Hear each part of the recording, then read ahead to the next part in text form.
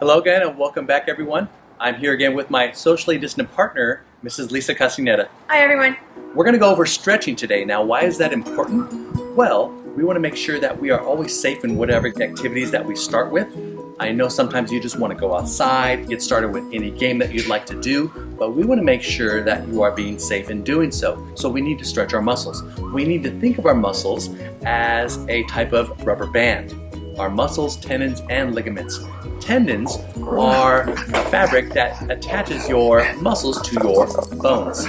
Ligaments attach bones to bones, and they all work together to make sure you're able to throw, catch, kick, whatever. We're going to go over some stretches that allow our muscles to stretch safely and get them warmed up for activity. Okay, so we're going to get started. In our first stretch, we're going to go ahead and start with our neck. There are some do's and don'ts when we stretch our neck area. We don't want to do our neck stretches in a circle. We can only go front to back or side to side safely. So we're just going to do a simple neck stretch. We're going to go ahead and tilt our head to the right and hold for 10 seconds. Do not grab or pull onto your head. You want to just do it with your own muscles and pull it to the side. And we'll go ahead and relax. And we're going to go to the left side. Hold that for 10 seconds. And we'll relax after that. Again, don't grab and pull on. You don't want to injure yourself. Okay? So we'll go straight again. And we're going to go up and down. So we're going to go start with up first. So we're going to go up. Make sure you push your chin high in the sky. You hold that for at least 10 seconds. And then we'll also go down. Get your chin to your chest. Hold that for 10 seconds. You're not stretching too much here. You won't feel it, but it does help. And we'll look straight again. And now with Mrs. Casineta with the arms. All right, so the next stretch you're going to do is for your shoulders, biceps, and triceps. You're going to first put one arm out, keep it pretty firm, and put it right across your body. With the other hand, you're going to try to grab right near your elbow and gently push. This will help stretch out your arm muscles as well as your shoulder muscles, especially when you plan on doing any throwing or catching. And you also want to hold this for approximately 10 seconds. And then you put that arm gently down, other arm out, and then bring it across your body and gently grab it with your other hand, keeping this arm straight and this one grabbing it. You don't want to grab too hard because you might hurt your elbow. Make sure you hold it for approximately 10 seconds. Again, you are stretching out your biceps, triceps, and your shoulder muscles. All right, the next one, you're going to raise one arm in the air. Then you're going to bend at the elbow to where your elbow is almost facing the sky. And then you're going to use your other hand to grab that elbow and gently pull. This again stretches out your muscles and your shoulder muscles anytime you want to do any throwing or catching. Then you want to switch, other hand up in the air, bend at the elbow, and then use your other hand to grab the elbow and slightly pull. Hold that for 10 seconds. And then when 10 seconds is over, you release. Now we're going to go ahead and move down the body to our legs. We're going to start with the front of our legs, our thighs here. These are called our quadriceps or quads for short. We're going to go ahead and bring our foot up, our right foot, and grab at the ankle. Do not grab the foot itself and pull. You can overstretch a lot of the muscles inside the foot. It is a lot safer to grab the ankle only. We use our other hand for balance. You can have it to the front or to the side, and we want to make sure our thighs are side by side. We don't want to pull too far back. You want to keep them right here. And we also don't point our knee out to the side. Keep them next to one another here and hold for your 10 seconds. Again, using this extra arm for balance. Then you can go ahead and relax. Pick up the other foot, grabbing the ankle only, not the foot. Use that arm for balance. Keep those thighs side by side as you pull, holding for 10 seconds. And again, we're stretching our quads. Our quads are responsible for slowing down after a run. Now we're going to go ahead and relax. We're now going to do not the front of our thighs, but the back. The backs are called our hamstrings. Your hamstrings are responsible for actually helping you speed up. So when you start a run. So starting a run is for the hamstrings, slowing down is for the quadriceps. And then they both work together in the middle of a run. So to start with our hamstring stretch, we're going to go ahead and cross our feet. We're going to cross our right foot over our left. and we isolate one leg at a time to make it a little bit more safe. The leg that's in the back needs to be super straight. The one in front doesn't have to be. Okay? So we're gonna go and stretch down, reach for our toes, and we're gonna hold for 10 seconds. Make sure you do not bounce. You don't want to overstretch that rubber band of your muscles. You wanna make sure you are slowly pulling yourself down, and you can go ahead and relax. Now we're gonna go ahead and switch feet. We're gonna put our left foot over the right. Again, you're not gonna bounce. Don't just hang. Once you get to that point to where your body stops you naturally, then pull yourself down another inch or two. And when you feel it pull, that's where you want to stop and pause for those 10 seconds. Great, so now we have our 10 total.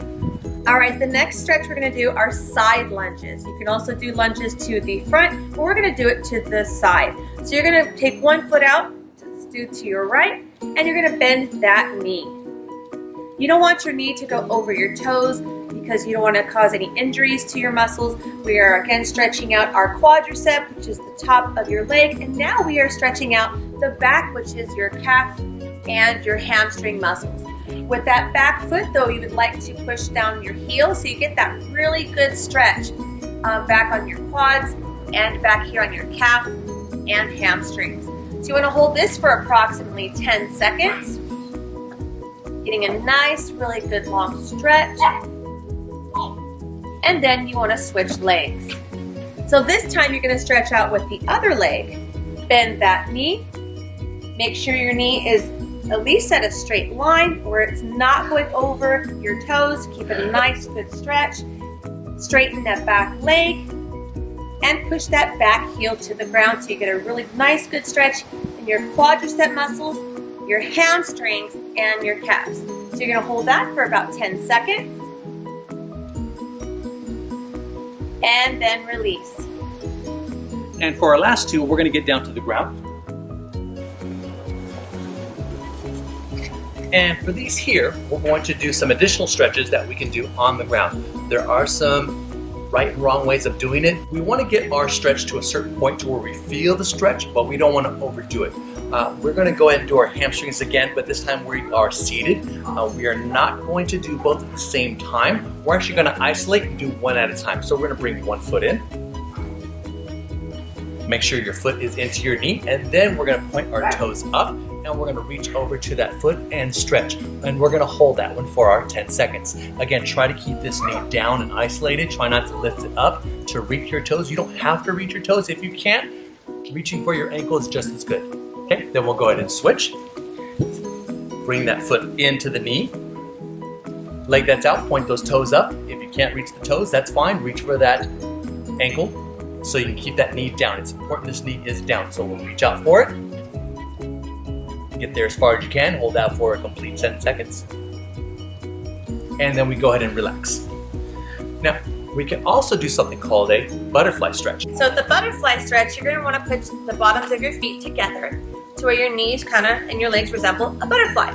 So what you want to do is kind of hold your feet with your hands, one foot in each hand, and you can use your elbows to press down on your legs to try to get that really good stretch right in here with your thighs. You don't want to overstretch it because you could pull a muscle, so you want to be very cautious and careful when you're pushing down. So you can do that, just push down for 10 seconds and then release. You can do that a few more times if you wish to do so. So those are the core stretches that we want to use anytime we want to start any kind of physical activity outside. So whether we're just playing catch, playing soccer, or just exercising, stretch those muscles, warm them up so you don't accidentally pull a muscle if you overdo something. These stretches can also be used as a cool down. A cool down is, let's say you are finished exercising or doing some activity outdoors and you don't want to get a cramp. A cramp is when you're done playing a game or activity, your muscles are nice and warm, and then you just sit down and you relax. Sometimes your muscles can go back to a relaxed state and they tighten up more than you want and it can hurt.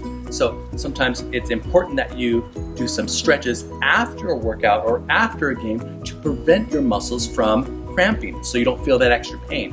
So you can use our stretches before you play or after. Either one is fine, or both for the best effect. There are more stretches available to you. These are just the stretches that get the major body parts and the largest muscles that are most commonly used in activities. And there are other ways to do stretches or warm up your body, but these are the ones we use as static stretches. Static stretches mean that you are just holding a stretch and not moving. So we did not include anything like jogging in place or arm circles, things like that, but there are other ways we can do that you might find in another video in the future. So I hope you can use these stretches for any time that you decide to do an activity and you can be safe and have fun. So I want to thank you for stopping by and watching this video. Make sure you use these stretches either before or after activity. I want to thank Mrs. Casimiro for joining me on our last few videos. If you'd like to see us again, make sure you stay tuned and we'll see you in the next one.